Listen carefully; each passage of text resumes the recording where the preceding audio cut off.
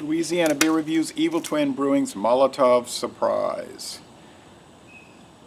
This is batch number 4, 12% alcohol, distributed by 12% LLC, Brooklyn, New York, but it's brewed in Stratford, Connecticut.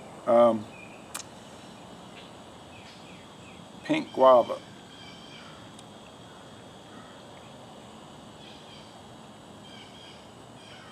Spin the wheel because you're in for a fruity surprise. Okay, well,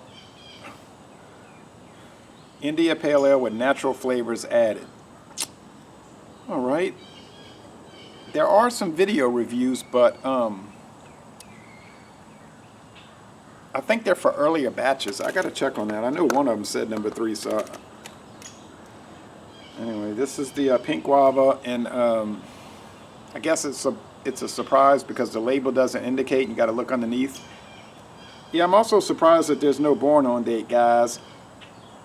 So that's more like a irritation. I bought this at Martin Wine Cellar. So, you know, it doesn't say it's made with guava juice. A lot of smoke here. It says natural flavors. If I don't know if that's actual. It's maybe pink guava extract. I don't know. Beer Advocate Rate Beer don't even have enough scores to make it to 10 reviews. Untapped does have hundreds, and it's averaging out to like 77 out of 100. Yeah, not the super high score you'd expect. But anyway, all right, a Connecticut beer, off-white, spongy head, not so thick. Very orange here at 9:10 a.m. Lots of sediment, bubbles, chunky. I have a feeling when I do a swish and pour, it's going to get even chunkier. So golden orange. All right, 12% in this heat. I'm not too sure about that. This would be more of a December beer for me. But sometimes in December here, it gets up to 80. Did get down to 18 degrees twice in 2018, though.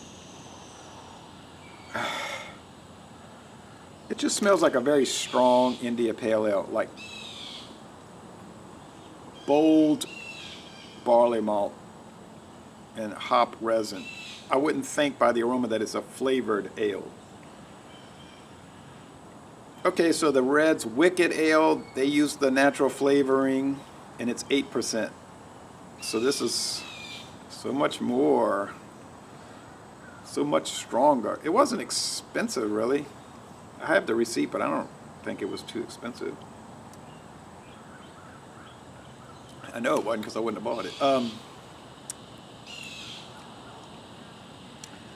It must be 100 IBUs to offset the sickening sweetness that it would have if not.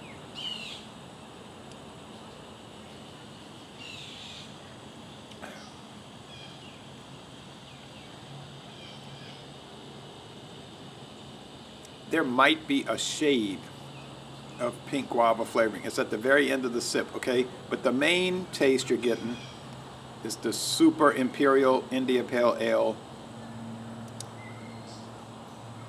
white, sweet white bread, and profoundly strong hop bitterness, okay?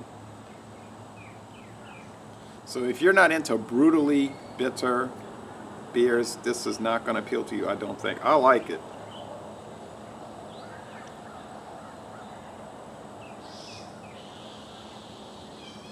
But it's very intense. So the body is heavy.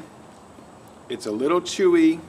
It might come across even cloying after a little while, like overly sweet and sickening. I think 77 is too low.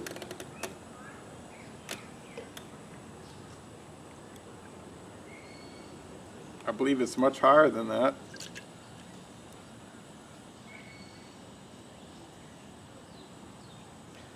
So I didn't have the first 3 batches to my knowledge. I don't recall having those.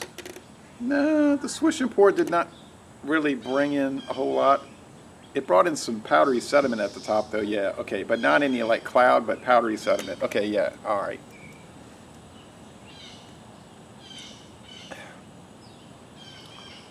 Yeah, you just get that pink guava, that melon or citrus fruit thing at the very end of the sip. But it's 95% just Imperial IPA, standard Imperial IPA flavor. I know it's made in New England, but it's not it's a New England IPA, right, by virtue of its birthplace, but it's not a New England style IPA.